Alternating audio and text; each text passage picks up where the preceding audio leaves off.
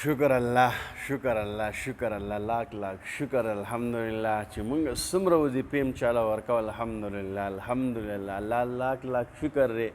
د هغه ورونه به دغه کار روزګار روان شو ما ته یو ملګري واټساپ باندې رابطه کړې وی قاري صاحب زما زړه حاجت دی او ما لپاره داسې وظیفه وښایه چې زما نوکري ما ته میلاو شي راځه جي دا یو وایس میسج دی دا واورئ چې بیا زمونږ او ستاسو تعلق نور هم د الله ته سیوا شي او زمونږ په الله باندې پک یقین په الله پیدا شي ولې زمونږ ایمانونه نن په دکان جوړ دي زمونږ ایمانونه نن په ډاکټر جوړ دی زمونږ ایمانونه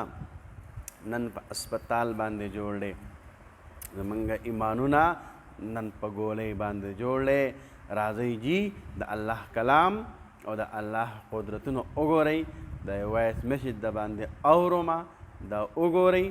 او خپل تعلقات د الله سره برابر کوئ او په دې وظیفه باندې تاسو هم عمل وکئ تاسو به انشاءالله العزیز الله هم لارې تاسو ته کولاو کړي راځو جي سکرین طرف ته تاسو ته اوس دې ملګري دا ریکارډینګ ښیمه دا ماته سوی دا رو السلام علیکم څنګه قار صاحب ښه برابر یې سور کې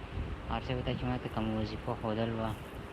الحمدلله هغه وظیفې کار چې هلته وکړو ما ته نوکري چې هلته میلاو شوه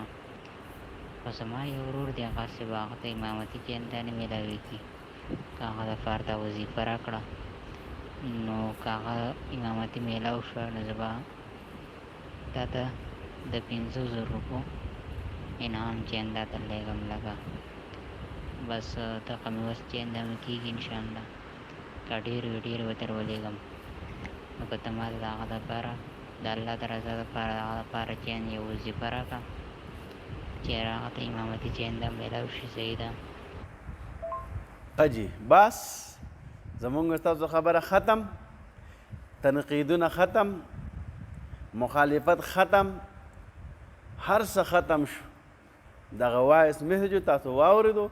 چې الحمدلله تاسو مونږ ته کومه وظیفه راکړې وه په هغې تر الحمدلله مونږ ته نوکري میلاو شه خو زما د رور یو مشکل دی چې هغې ته امامتي نه میلاویږي او هغې دپاره هم وظیفه نو دا ویډیو غټیږي چې هغو ته مې کله وظیفه ورله د هغې کار هم الله وکړو لاک لاک شکر د هغې ته هم الله امامتي ور نصیب کړه نو د دې میسج اورېدو مقصد مې دا دی دې کې زما دوه مقصد دي اولنی مقصد دا چې په الله باندې پوخ یقین جوړ کړئ په الله باندې پوخ یقین جوړ کړئ او بل د الله ته رابطه وساتئ په منځ کې الله نه غواړئ یا الله د ما ګناهونه معاف کړي یا الله په ما دا مسایل راغلي دي الله ته سجدې کوئ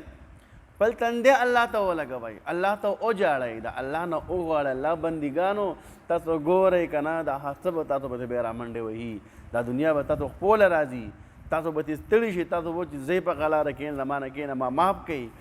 وظایف کوئ په الله باندې اعتماد او یقین په الله ساتئ اوس که یو ملګری وایي چې قاري تا وله کومه وظیفه ورکړې وه نو هغه وظیفه دغه ده ما ورته ویلو چې رور جانه ته به د یوې میاشتې پورې الله اکبر الله اکبر الله اکبر دا وظیفه کې دا به جاري ساتي دا که په ورځ کې به ته 1000 پیرې وې که 1200 پیرې وې که 1500 پیرې وې تا مرضي ده خو ما ورته دوه خبرې کړي چې حرامو نه به ځان ساتي غیبت نه به ځان ساتي د ګناه نه به ځان ساتي نو ستا به انشاءالله العزیز بیا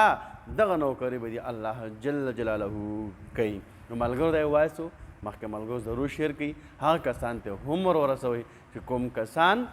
دا وایي چې دا نه کېږي دا داسې دی دا پالتو خبرې کوي نو هغو ته مې کار نشته جي تر ټول ښه خلک خو بس مونږ به خراب کړي که نه ځان ته به ګوته نیسو بل ته ګوته نه نیسو تر ټول ښه یې که څوک زمونږ ویډیوګانې ګورو عمل به کوي نو الله دې وله نور هم عزتونه ورکړي الله دې وله د زړه ټول حاجتونه هغه پوره کړي او چې کم ملګري نه ګوري الله دې وله هغه هم د زړه ټول ارمانونه پوره کړي ولې چې مونږ به چا ته بد نه وایو ولې دا ټول زمونږ وروڼه دي خویندې میندې زمونږ اسلام خویندې میندې وروڼه دي د کلمې وروڼه دي که هر یو مسلک سره تعلق ساتي الحمدلله زمونږ د لس سرونه کلمې والا وروڼه یې ټول مونږ مسلمانان دا ویله چې لا اله الا الله محمد رسول الله دا کلمه مونږ ټوله ویله ده ښه جي دې لاندې به ژوند تېرو نو کوښښ کوو دا ویډیو غټېږي نو کوښښ کوو دا مخکې ملګرو ته ضرور ورسوئ جزاک الله احسن الجزا او تاسو هم دا وظیفه شروع کړئ انشاءالله العزیز تاسو به هم الله جل جلاله په یو میاشت کې د زړه څه حاجت الله به ته هغه در نصیب کړي جزاک الله احسن الجزا تاسو ورور